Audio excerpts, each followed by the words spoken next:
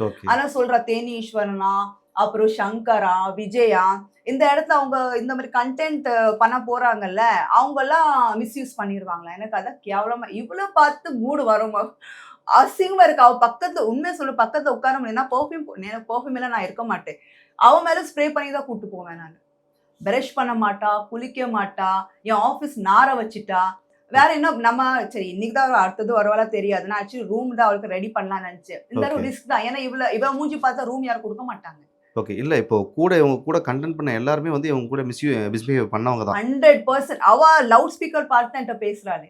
Okay. பாரு சங்கர் எப்படி பேசுறான். பாரு இவ எப்படி பேசுறான். விஜய் எல்லாமே. ஆனா அவங்க அந்த பெர்சன் என்ட்ட பேசுறாங்க லவுட் ஸ்பீக்கர்ல. ஓகே. இந்த மாரி இவ ஒரு பைத்தியம். இவ போற இடத்துலலாம் நல்லா பேசிட்டு அப்புறம் நாசமாக்கிடுவா. அதே சேலம் மணிக்கும் பண்ணிட்டு சைவன வச்சிருக்கா.